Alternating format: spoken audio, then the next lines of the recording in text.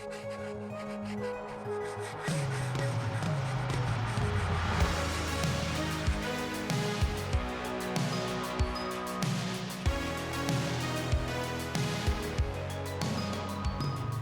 everyone, it's Mike here with the Z-Man Show. We're back taking a look at Chernobyl, the mini-series, episode 4, called The Happiness of All Mankind, except this episode was anything but happy. And if anything, I really feel like it's kind of like the excitement is everything's just kind of like settling in, and now we're just kind of getting in this depressed state as just the final details just kind of keep rolling out about everything that's gone down. Again, this is not something that's going to continue on. This is just a mini-series. I believe it's 5 episodes, so we're heading towards the end. But I want to welcome back everybody who has joined in, everybody that's been commenting. Just it's been a great time watching all your comments, reading them, and seeing all the different pieces and videos and things that you've recommended. So I want to thank you all so much for coming back. For all those who have subscribed to the channel, welcome to the Z-Man fam, as I call it. And we're going to get straight into it here. But I want to call it just one quick thing here. You see Miss Zombie in the background? Yeah, so some of you were kind of like, hey, Creepo, what's up with the weird zombie? And is this your bedroom? Did you take your women back here? Hey, guys. Not that you really care that much. I'm married, 2 kids, and she helped me pick out the poster. So, hey, thanks, Steph. And that is a badass. It is Zombies, Movies, and More, after all, guys. So, that is the show's name. So, you see the connection? No, so, let's get straight into it as we're talking, again, episode 4, The Happiness of All Mankind. So, we're going to do a breakdown as we go through this. We'll give a review score at the very end of the show. So, they're evacuating the affected zones, and mind you, I'm going to have also a slideshow playing. I'm going to start it right now because my last video got monetized by HBO because I showed a couple segments from the actual show itself, and yeah, guys, it sucks because I put in good work on these. So, mind you, there will be no footage this time, just some cool pictures of Chernobyl currently, and then some actual photos from the show as well. So again, they're evacuating the affected zones. We see an elderly 82-year-old woman, and she refuses to leave. She gives a brief history lesson about her family and the wars. She's been through it all. Brothers, sisters, fathers. Just her father lost to these wars, and all the different leaders and all their bullshit throughout all the years. And she's pretty much another soldier with a gun. Doesn't scare me. I do appreciate her tenaciousness, but unfortunately it does not hold out, as he pretty much executes her cow that she's been so crazily milking. First he pours all the milk out, just to show that, because it's probably contaminated anyways. And then next, he actually puts a bullet into the cow and says, "This is it. Let's go." And just showing that this is no game. Everybody is going, whether you like it or not. And so that was kind of a pretty crazy start to the episode. We bring ourselves over to Kiev, the Ukrainian SSR, August of '86, 4 months after the explosion, where we see Ludmilla is on her own in her, I guess, new apartment. So, and I do mean all alone. She's lost Vasily, and it's just her and the baby right now. We're going to be hitting more on her later on. Obviously, some tragic events some people have already alluded to. Some have already done the research. It's nothing good. But again, we'll get back to her before long. So we see men all suited up in anti-radioactive gear, basically taking radiation measurements in an open kind of swamp-like grass field. I guess there's some roads nearby too. I heard a score of 15 as they were measuring. I assume it's 15 Roentgen because that's the measurement system they've been using throughout the entire show, also what they were using in the 80s. And they measure a bike on the ground. It's what starts picking up some of that radiation. So it's soaked into everything pretty much. And of course, they're getting readouts from all the local areas, probably just to see what is terribly contaminated, and because everything has to be coated, resurfaced, everything like that. It's just crazy. Pripyat, Chernobyl exclusion zone. Professor Legasov is still at it. He meets with Boris and a general. So this general is going to play out through this entire episode. And I made a note here about actually who he is. And I think it's Ralph Ineson. And he played in a movie, a really good movie I liked, called The Witch. And it's very creepy, very early American, when the settlers were first coming over. Anyways, if you ever get a chance to see it, it is a creepy-ass movie, and he did a phenomenal job. So check that one out. So basically, these three are all talking, and I liked there was a comment that I think Legasov said something about how the atom is a humbling thing, and the general responded, "Not humbling, embarrassing." I mean, absolutely. I mean, look what they've gone through, and as they continue to try and hide it, not necessarily Legasov and Shabina, but the Soviet higher powers at B, including Gorbachev and all those fools. So, so they basically can't get close enough to seal the core up. basically the debris on the roof, which is all that graphite, is super radioactive, and they can't get near it. So they've named these 3 levels of the roof. So I had to write some of these down. So it's Kacha, I think it was. So it's putting out about 1,000 Romkin per every per hour. And so 2 hours of exposure could be completely fatal to someone. Number 2, it's kind of like on the side roof. It's called Nina, putting out 2,000 Romkin per hour. Again, 1 hour. And you could be fatal if you hung around there for about an hour. And then the third one, and this is the mother lode of them all, putting out a whopping 12,000 Romkin per hour. They said even in full out gear, I mean, you're not safe. Within minutes, you'd have cancer within months, and it'd be fatal. So they cannot put people up there. It's not an option, at least not at this point. So they're talking about remote control bulldozers, but they're too heavy. They just crash through the roof, Sherbina tells them. They want to possibly even use moon rovers, since they're so light. Robots are the key, but a lot of us that already know some of the history, and then some of you alluded to in the comments, already know that this is not going to work out so well, right? The amounts of radiation that are coming out is basically tearing through the circuits and the microchips in these vehicles and anything else. So they just can't put anything electronic-like up on that roof to do any work, which is ridiculous. I mean, these guys cannot get a break whatsoever. But so the journal asks, well, what do we do? And Sherbina responds, well, that's what we were going to ask you. So pretty much they're kind of out of ideas. I put a comment later on basically saying that the brainstorming has not been working out so well for these guys. And these are some of the brightest minds working on the project, at least those in the Soviet Union, because they're not really going to outside parties, at least not yet. So all these Soviet men are basically being bussed in to help with these projects. Thousands of men. Remember Legasso's predictions, they would need some upward of 750,000 men to go in and work on all these projects. So we see cases upon cases of vodka being pretty much trucked in, exposed bathrooms, dudes just out in the open, taking a crap, and tents out the ass. So we're following the young man from the previous, we saw him in like a lot of the trailers, and we found out his name is Pavel. And it's Pavel, if I'm not mistaken. It seems vodka is the only one of the main perks that these poor bastards have at this point. And Pavel is not in the military. He's just one of those civilians basically trucked in to get these jobs done. So he's grouped up with a couple of other interesting characters. We got Bacho, and he kind of shows Pavel around a bit. And there's also another one, Garo. He's another character that these three are going to be traveling together to basically do animal cleanup as they move forward throughout this episode. Remember, all the animals have to be exterminated because they can't have them roaming around and pretty much spreading the contamination from place to place. I mean, it makes sense, right? So we jet over now.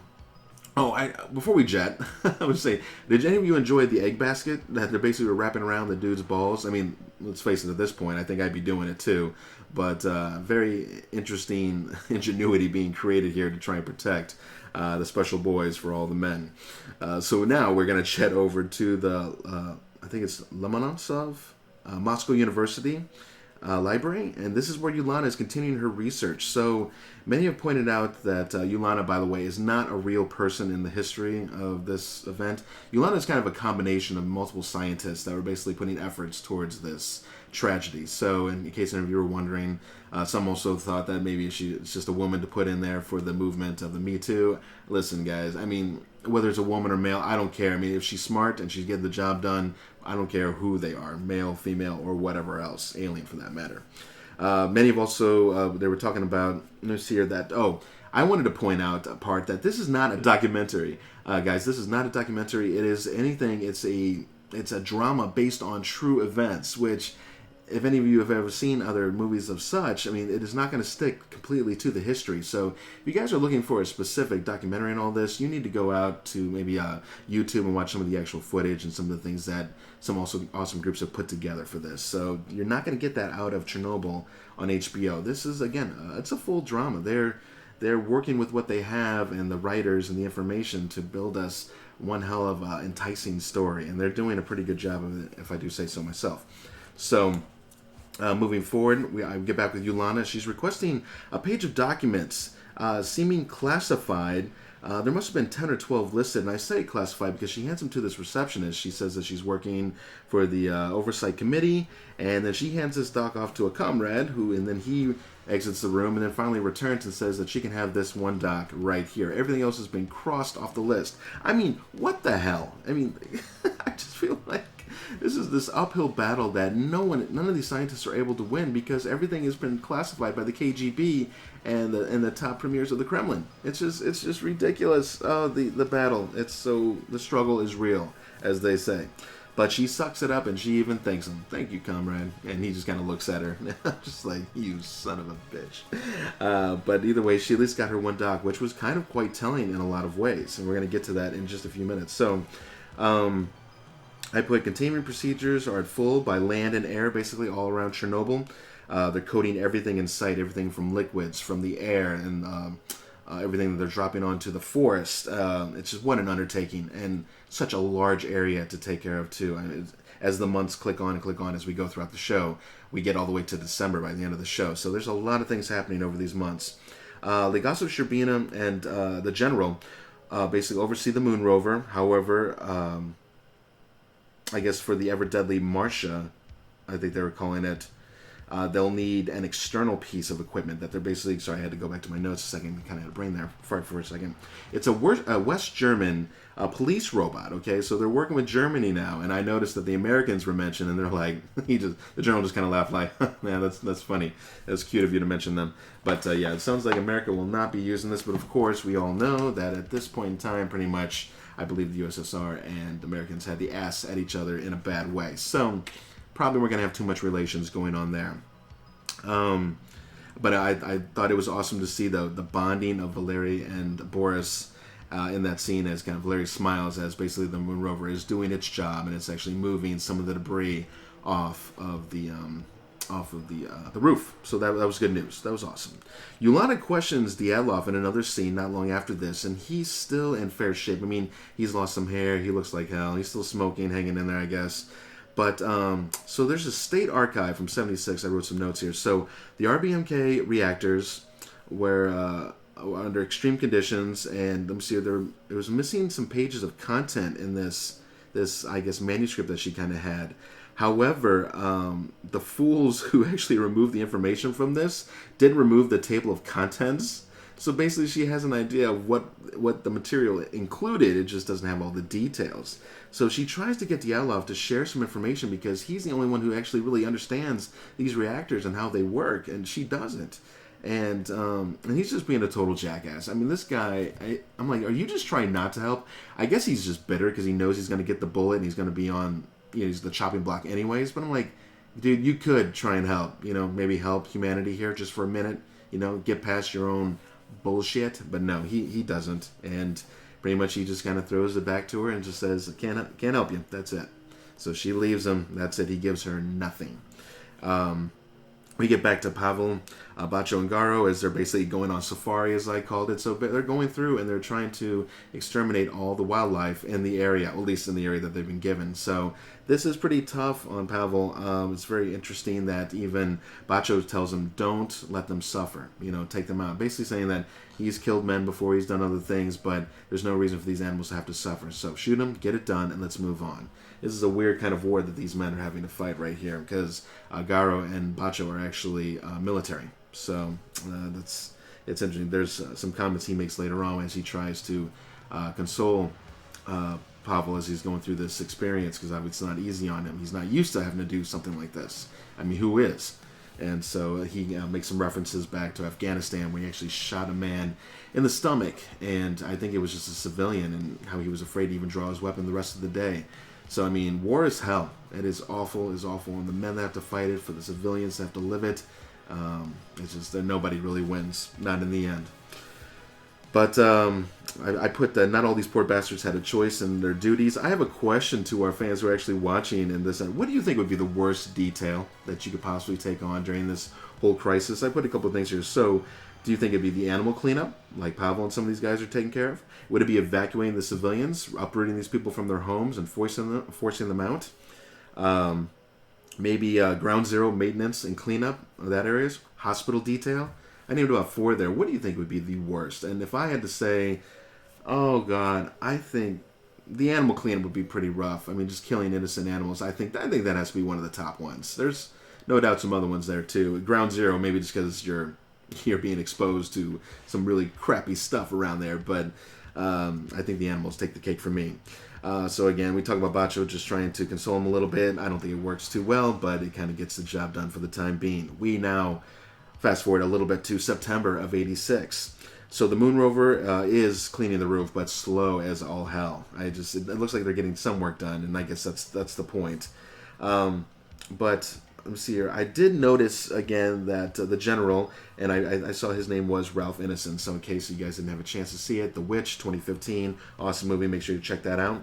The police robot actually arrives from the German group, right? So this one's called the Joker, and it's pretty much up and ready to rock and roll. So they helicopter this thing in successfully, which, mind you, I was kind of taken aback by this a little bit because I was like, it didn't look like the helicopter was really worried too much about the topside explosion or exposed area like they were in earlier months. So maybe the radiation's decreasing a bit, but no, it's not really not because you still have the one rooftop that's pouring out that 12,000 rockets. So I was a little confused at the ease of just getting this thing in there, but I guess to save time, they get the unit in there and they're ready to fire it up. However, pretty much almost as immediately as they fire it up, pretty much all these warning lights start going off and they are unable to maintain it as they lose functionality with it and the damn thing dies. It fails. I mean, epic fail. The next scene, I mean, I put somebody give us a damn break on this one. I mean, the next scene, we have Sherbina firing off on the phone. I mean, this dude is completely livid, just going off as he's basically finding out that the lies that are being poured out there from the Kremlin, and it's no good. They're basically telling. I think they told Germany that they weren't measuring anything more than 2,000 Romkin, which okay, well that's a complete friggin' lie.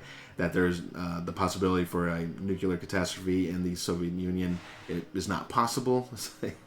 Wow, you guys are the dirtiest of the dirty. It is just so nasty, and it's exposed. It is just right there, right in front of our faces. So the lies are being spread, friggin' propaganda at its worst or best for that matter. So Legosa makes another parallel again to the 12,000 Romkin that's being pouring out hour after hour. It's twice again the radiation from the Hiroshima bomb that was dropped back in World War II. This is just deadliest of the deadly, and just bad stuff, guys. The brainstorming isn't going any better. I had to write down these ideas because I just thought there was something. So at first I was kind of like, well, what if they poured something on it? It's funny, as soon as I said that, Sherbina brings up the idea, what if they melted down lead and poured it on? But the general's like, it's too heavy, not to mention molten lead in helicopters, probably not a great idea. And then the general brings up the idea about what about firing like high explosive rounds at the graphite and making it explode, and Sherbina's like, okay, so yeah, let's fire 3 reactors, possibly setting those off, and then also maybe starting a whole another fire, which was, of course, so easy to put out. And, of course, that's complete sarcasm. It was not. So these ideas are not really working, so basically Legosa comes back and says, we're going to have to use biorobots. And I guess, they're kind of taken aback, like, what are you talking about? And he says, men. We're going to have to use men. So they devise a plan on how they're going to get this knocked out, which we'll talk to in just a few minutes. But I want to jump back to Pavel just for a minute. Basically saying I was not a huge animal lover. I've never really been a huge animal lover, that is. And it did suck having to hear and kind of semi-see so many animals being put down. But, duty comes first. And, they don't really have a choice. They end up having to go door to door. They're killing young baby animals as well as the old. They said that where were the food sources coming from? They're coming from local chickens, eating each other. So, I mean, in a way, I think it's some bit of a mercy going to these animals, but I know it was a lot, and especially for animal lovers, that was probably very hard for you all to watch. I can understand that. I'd like to hear about some of those comments if you found it really hard to see those scenes.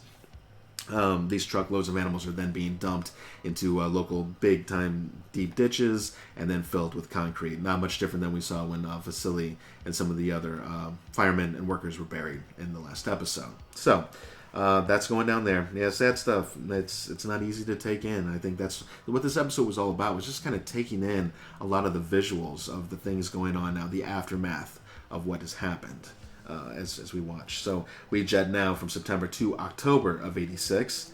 Hundreds of soldiers are now brought in, and they're giving explicit instructions, and I kind of wrote these down. So these guys have 90 seconds to follow out what seems to be a simple task, but it's a very fast-paced task, and they have to be so careful. And they're clearing the graphite off manually off of this roof, and these pieces are anywhere from 40 to 50 kilograms per piece, and that equates for us Americans, that's 88 to 110 pounds a piece. So guys, I don't know if any of you guys work out or this or that, but 45-pound weights, I mean, they're not light. So to be lifting almost twice that, well, no, definitely twice that, if not a little bit more, those are decent sized pieces. I mean, no doubt. It's a race to lift, clear, and then escape within that time frame. I just put how intense. They were using a bell system to kind of call them back, and so now, you guys already saw the episode, I don't want to get into it all again, but I mean, watching that guy as he gets out there at first, and I get it, and I think that's why they showed it from that perspective. It's kind of like, you get out there and you're not exactly sure what you're going to see, and then all of a sudden you do see, and you're like, okay, I got to move these pieces off, and he's kind of pushing a few here and there, and then a couple guys are working together to get a really heavy piece off, and I found myself screaming at the TV like, move, man, move! What the hell are you doing? Get after it! You don't have time. It's for sightseeing, okay? And then as the bell rings off, and these guys, I think it's like 3 or 4 of them out there, maybe 5, they're scrambling, running back. This last guy, I think that we've been following more or less, he turns and he gets his foot wedged underneath one of the pieces of graphite. And he's pulling and whatever, and the bell's still going off, and we're just like, get out of there! And he finally gets himself loose, and he trips another time or two, going back over to the door. And once the general, I guess, task manager kind of sees that his foot was exposed, he just says, you're done. And I think that was in more ways than one, more than just like, you're done here. I think more like, you're done, period. I mean, you just got yourself seriously exposed. Just as exposed as Vasily, I think, and some of the others. I mean, maybe it wasn't as bad because he did have some of that lead lining materials on his body, but holy shit. Intense, guys. Just intense. That's all you can say. You have to be careful. Maybe they didn't say it just enough, but all right, so we jet now to December of 86. So Lamilla, she has major contractions in a park. They just kind of show a small scene of her. I have a feeling this may have come from her recollections and her story that's actually out there, and everybody can go and experience that. I hear it is a very tragic read. I have not had a chance to see it yet myself. But anyways, she's rushed to the hospital. It is then, I'll just go and jump into it. For those of you who do not know, she lost her baby. So the baby was alive for maybe all but 4 hours. So the baby ended up basically taking in all of the radiation, or at least the majority of it, when she was with Vasily. And luckily that's why she was able to live. But unfortunately the baby did die. And I think that is horrible. She didn't know. I know she knew that she could be possibly in harm's way. But again, the common folk, and that's been spoken to, and again, many in the comments and what we know of the Soviet Union, they weren't educated in these types of things, and then of course not even when this event was going down. So it's not surprising that this happened. So heart goes out to her. That was a tough scene, especially the ending scene, which we'll get to in just a few minutes here. So Legasov and Sherbina, they tell Yulana in kind of a secret meeting that basically Dialov is going to be put on trial, and then Brukhanov, I think, and Fermin will also be giving testimony. I think those are the two jackasses that they were in the earlier one. The one dude had the really curly, I think it was blackish hair, and he was basically trying to play it off like there was no problem. Remember, the other guy had the glasses, and they were there when Sherbina first landed, and Sherbina called them out and basically said, okay, you two are done, get the hell out of here. So I think those are the two guys they were talking about, Brukhanov and Fermin. And basically also that Yulana, all those basically other scientists will have to give testimony, including Legasov and also Boris Sherbina. So there's a big deal, big things that are going to be going on. Yulana proceeds to say that the men basically that were in the reactor area working that night were guilty gross of incompetence, safety regulations, recklessness beyond belief were the words she used. And I mean, I don't think anything spells that out more than that does. But however, it still didn't fully explain the explosion. So I gave just a little bit of detail here, guys. I tried to do my best. There's a lot there, and I think if you really want to get into it, definitely get out there and watch some of the actual documentary stuff that's out there. But in 1975, there was an RBMK reactor in Leningrad, and there was some kind of fuel channel, not explosion, but eruption, I guess, and they had to get it under control. But this kind of ties back to that manuscript she had with those missing pages. So Legasov is not surprised to see that this manuscript is missing these pages. In fact, his buddy, Valkov, is the one who wrote the script, pretty much, for it, basically talking about his findings from the Leningrad incident and the experience. And basically how Volkov had warned the Kremlin 10 years prior to about some issues like that could happen around this kill switch button or whatever, and when it was pushed, the timing of it, and the ramifications that could come from hitting at the wrong time, the rise in the levels of radiation as those rods are being taken out. But KGB classified this shit pretty much, and yeah, this is the reactors and all this information was kind of just suppressed. This information, so the personnel at Chernobyl didn't know, although they could have been young, although they maybe they weren't. Fully aware of the situation that they were getting themselves into. They did not know, and I think that's what it comes down to.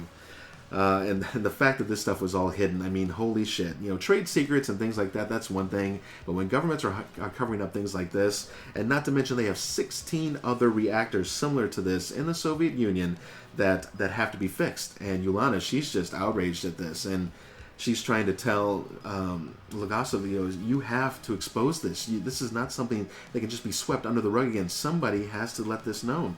Sherbina quickly, intrudes in the conversation, basically saying it's not so simple. I mean, we're talking about his life, the life of his friends, his family. They will go after everyone, including himself. This is a big deal. This is a big choice that Legasov has to make, which clearly we saw that he made this choice in the very, very beginning of episode 1. Where he even gives his own life, takes his own life after putting all this information together and getting ready to send it off, which I'm sure we'll see some of that in the very last episode. But I think Yulana put this perfectly. It's like someone has to start telling the damn truth. I put the damn in there, but someone has to tell the truth. So it seems the military, their swift cleanup patrol of some 3,000 plus men was a success. We see the general actually congratulating all these men, which I thought was a nice change from all the other bureaucrats who pretty much wasn't thanking anybody, the scientists or anybody else trying to put in on this. 800 rubles was given as the bonus to these men who helped with the roof cleaning. Again, most of these men will probably have cancer within the upcoming years, but I know some have tried to talk about what the amount of 400 rubles was back then. If you want to check out some of the comments, there was a lot of commentary on that. I don't want to get into that too much, but if you want to comment, you want to give an equation of what 800 rubles is to the 1986, but it sounded like a decent stipend for sure. But again, probably not enough when risking your life, as always. But those are dedicated troops, and they said they fight for the Union, the USSR. And I was like, that's damn dedicated. But poor Ludmilla, this is towards the end, guys. So we see that scene when she's in the hospital, and we don't see her yet, but we see some other babies, crying babies, and we get finally put back into a corner where there's a screen up, and as we get around the screen, we see Ludmilla just sitting there, just dazed, just staring into nowhere. Her neck looks like burned a little bit from probably hugging Vasily and so forth, and an empty crib right next to her. I mean, if that's not chilling enough and understanding, I mean, how does one recoup from tragedy like that? I wouldn't know. I if anything, I'm privileged, and everything's always gone right. My kids healthy, my wife, my family, although some cancer in some of my family. It's just, how do you recoup from something like this? And I think it was just crazy to watch that. And like I said, this episode, I felt like I was just soaking all this in, if you will. Almost like the radiation itself, but just taking it all in and just seeing all these people affected, and as they're trying to still get these last pieces to the puzzle put together. So quite an episode. I think it was a great episode. I don't think it was as good as some of the prior ones because there's just so much kind of intense action and things going on. But again, a very well directed and drama filled episode. All the same, I am going to give this episode, actually, I gotta be honest, I'm twitching between an 8 and an 8.5, but I think I'm gonna give it an 8.0 because I think it was a very, very, 8 is a great episode, guys, so there's nothing to, frown or shake our heads at. It was a wonderful episode, but I don't think I enjoyed it as much as I have the previous episodes, and I expected this, by this point, to see that kind of trailing down, but all the same. A great series. This does not hurt the series in any way. I'm really, really looking forward to seeing how this thing wraps up, and who gets implicated for all the things that went down. And anyways, I hope there's a few surprises in there and some accurate surprises at that.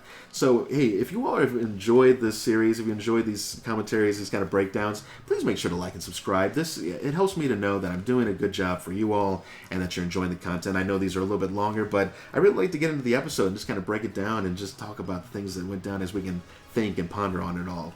I do also want to mention that my buddy Dustin and I, who did a lot of the Game of Thrones episodes with me, and he's going to do some other content too, We went and saw Brightburn today. So I don't know, this had a limited screening, okay? It wasn't at all theaters, but basically it's kind of like a dark taking of the Superman story. So basically, as a baby, as he lands and so forth, he's taken in, but it gets dark, guys, and super dark. And I just want to put a thing out there. It's not a spoiler.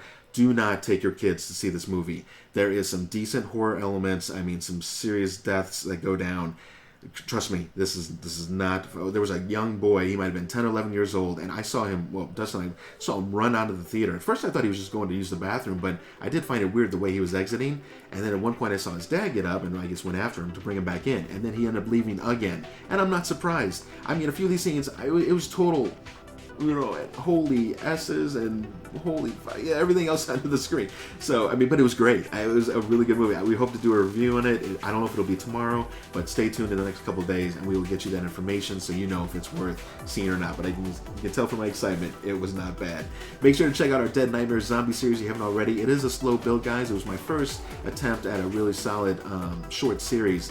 But episodes 5 and 6 that were currently most recent in the last year and a half, the story's really starting to develop and get some cool details to it and get kind of dark. So if you're bored and you want to see some of the content, we got other movie reviews and stuff out there. Again, I'm Mike Schilling with the Z-Man Show. I hope you've really been enjoying these, and make sure to come back and visit us soon.